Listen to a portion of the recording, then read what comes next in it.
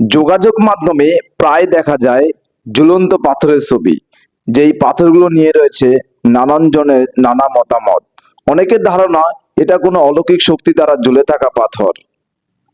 আসসালামু আলাইকুম সুপ্রিয় দর্শক, সময়ের সাথে সত্যের সন্ধানে আমি আছি আপনাদের সাথে মনির হাসান।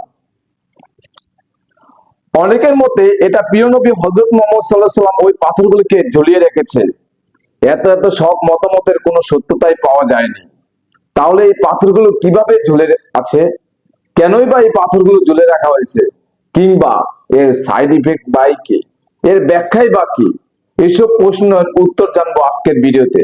চলুন শুরু করা যাক। এই আশ্চর্যজনক ঝুলন্ত পাথর দেখতে হলে আপনাকে যেতে হবে মিশরের রাজধানী কায়রোতে।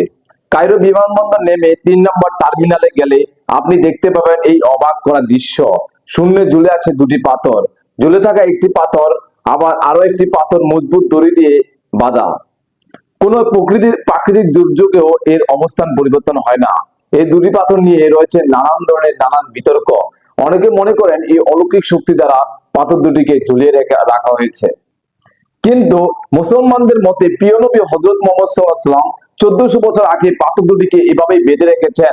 তখন থেকে এই দুটি পাথর ঝুলে আছে।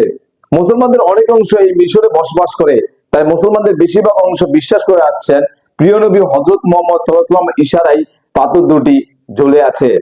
পাথরগুলো দেখার জন্য বিশ্বের বিভিন্ন প্রান্ত থেকে অনেক পর্যটক আসে এবং ভিড় জমায় মিশরে। ইসলামের এই পর্যন্ত অনেক অলৌকিক ঘটনাই ঘটেছে। পবিত্র কোরআন ও হাদিসে উল্লেখে আছে অনেক অলৌকিক ঘটনার কথা। প্রিয় নবী হযরত মুহাম্মদ সাল্লাল্লাহু আলাইহি ওয়াসাল্লাম অনেক অলৌকিক ঘটনার নিদর্শন রেখেছেন। কাফিররা যখন হযরত মুহাম্মদ সাল্লাল্লাহু আলাইহি ওয়াসাল্লামের নবুয়ত নিয়ে উপহাস করেছিলেন এবং প্রমাণ চাইলেন, এবং আল্লাহ তাআলা সাময়িক সময়ের জন্য তা হযরত মুহাম্মদ সাল্লাল্লাহু আলাইহি ওয়াসাল্লাম এর মাধ্যমে চাঁদকে দ্বিখণ্ডিত করেছিলেন। এছাড়া মহানবী সাল্লাল্লাহু আলাইহি ওয়াসাল্লামের ইশারায় খাবার সংরক্ষণ করেছিলেন এবং তার ইশারায় দুটি গাছ অবস্থানও পরিবর্তন করেছেন।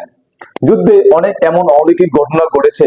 এক যুদ্ধে আল্লাহ তাআলা শত্রু প্রবাহের মাধ্যমে বিশাল সৈন্যবাহিনীকে পরাজিত করেছিলেন, এবং বদর যুদ্ধেও হযরত মুহাম্মদ সাল্লাল্লাহু আলাইহি ওয়াসাল্লাম এক মুঠো মাটি নিক্ষেপ করে শত্রুদের মোকাবেলা করেছিলেন। এত সব অলৌকিক ঘটনার জন্য ঝুলন্ত পাথরকে বিশ্বাস করেছিলেন মুসলমানরা। হযরত মুহাম্মদ সাল্লাল্লাহু আলাইহি ওয়াসাল্লামের ইশারায় এই পাথর দুটি ঝুলে আছে। কিন্তু এই ঝুলন্ত পাথর কোনো অলৌকিক কিংবা কুদরতি বা কোনো ঘটনাই নয়, বরং এটি হচ্ছে একটি ভাস্কর্য। কিন্তু ভাস্কর্য হলেও কিভাবে পাথর দুটি ঝুলে আছে, কেনই বা পাথর দুটি কোনো নড়াচড়া নেই? 2008 সালে মিশরের কায়রো বিমানবন্দরে বিস্ময়কর ভাস্কর্য তৈরি করেন মিশরের জনপ্রিয় ভাস্কর্য শাবাব আব্বাস। নাইজেরি এক ব্লগার এই ভাস্কর নিয়ে অনেক তথ্য শেয়ার করেছেন। তাছাড়া মিশরের সরকারি ওয়েবসাইটেও এই ভাস্কর নিয়ে উল্লেখ করেছেন। তারপরেও সবার প্রশ্ন, ভাস্কর্য হলেও কিভাবে পাথর দুটি ঝুলে আছে? মধ্যাকর্ষণ শক্তি কি কোনো কাজ করছে না তাহলে? এর উত্তর আছে kairosys.com। সেখানে বলা হয়েছে ভাস্কর্যটি তৈরি করা হয়েছে ব্লাইট স্টিল পাতলা পাত দিয়ে, যা পরে পাথরের আকৃতি দেওয়া হয় এবং দড়িটি রড দ্বারা পাথর দুটিকে ধরে রেখেছে। এই হলো সেই পাথর দুটির ইতিহাস। থ্যাংক ইউ সো মাচ ভিডিওটি দেখার জন্য, এবং আমার ভিডিওটি লাইক কমেন্ট শেয়ার করবেন এবং সবার কাছে পৌঁছে দিবেন। সবাই ভালো থাকবেন, সুস্থ থাকবেন। আল্লাহ হাফেজ।